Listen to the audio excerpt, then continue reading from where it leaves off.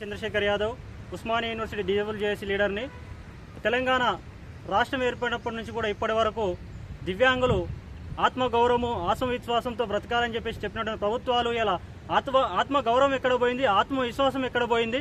అదేవిధంగా ఇక్కడ చూసుకున్నట్టయితే వికలాంగులని చాలా దయనీయమైన పరిస్థితుల్లో చూస్తున్నాయి. అప్పుడున్నటువంటి ప్రభుత్వం కూడా వికలాంగులను చిన్నచూపుగా చూసినటువంటి ప్రభుత్వాన్ని గద్దెదించి కొత్తగా కాంగ్రెస్ పార్టీ అధికారంలోకి వస్తే వికలాంగులకి సమానమైన హక్కులు సముచితమైనటువంటి రాజ్యాంగాన్ని కల్పిస్తూ వికలాంగుల చట్టాన్ని అమలు చేస్తామనేటువంటి అంశాలతో ఇలా 2% వికలాంగుల ఓట్లతో గద్దెనెక్కినటువంటి తెలంగాణ రాష్ట్ర ముఖ్యమంత్రికి నేను డిమాండ్ చేస్తా ఉన్నాను.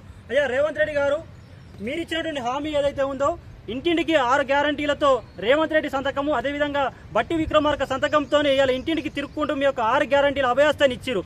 6 గ్యారంటీల్లో వికలాంగులకి చేయుత కింద 6016 పెన్షన్ పెంచుతామన్నారు.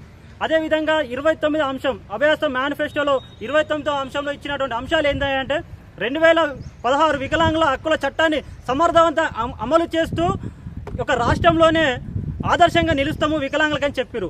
అదేవిధంగా ఉచిత బస్ సౌకర్యం అన్నారు.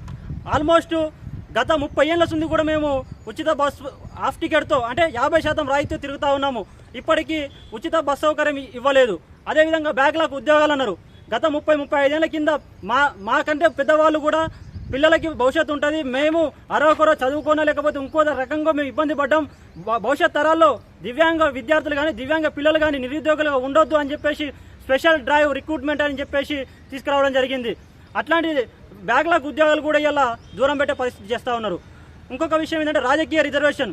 వికలాంగులు కూడా రాజకీయాల్లో రావాలి, స్థానిక సంస్థల్లో ఉండాలని చెప్పేసి నామినేట్ పదవులు ఇస్తున్నారు. అంటే మీరిచ్చినటువంటి 4 హామీలనే మేము ఎక్కడ కూడా గొంతమ్మ కోరికలు మేము ఎప్పుడు కోరలేదు.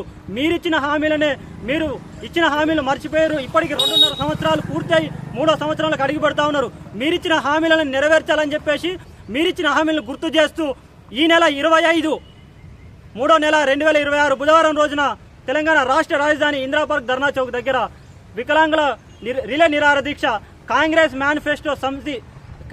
మేనిఫెస్టో సాధన సమితి అనేటువంటి ఆధ్వర్యంలో ఈరోజు రిలే నిరాహార దీక్ష చేస్తా ఉన్నాం. ఈ యొక్క రిలే నిరాహార దీక్షకు మేధావులారా, విద్యార్థులారా, సామాజిక నాయకులారా, సామాజిక సంఘాలారా, ప్రజాస్వామిక వాదులారా ప్రతి ఒక్కరు కూడా ఈ యొక్క రిలే నిరాహార దీక్షకు వచ్చి వికలాంగులకి సమానమైనటువంటి హక్కులను కల్పించాలి, అదేవిధంగా వారు ఇచ్చిన అటువంటి హామీలను నెరవేర్చాలని చెప్పేసి తెలియజేస్తాను. అదేవిధంగా ఈ యొక్క వికలాంగులే కాకుండా ఆసరా పెన్షన్దారులు ఆల్మోస్ట్ తెలంగాణ రాష్ట్రంలో 45 లక్షల పైచిలుకున్నటువంటి ఆసరా పెన్షన్దారులు ఎవరైతే ఉన్నారో ప్రతి ఒక్కరు కూడా బీడీ కార్మికులే కానీ, చేయుత కార్మికులే కానీ, అదేవిధంగా వృద్ధాప్య పెన్షన్దారులు, వితంతు పెన్షన్దారులు ప్రతి ఒక్కరు కూడా పెద్ద ఎత్తున మీ యొక్క జిల్లాల నుంచి తల 100-50 వేసుకొని స్వచ్ఛందంగా మీ డబ్బా మీరే కట్టుకొని వచ్చి ఈ యొక్క రిలే నిరాహార దీక్షను జయప్రదం చేసి మన హక్కులను కాపాడుకుందాం, మన ఆత్మగౌరవాన్ని కాపాడుకుందాం.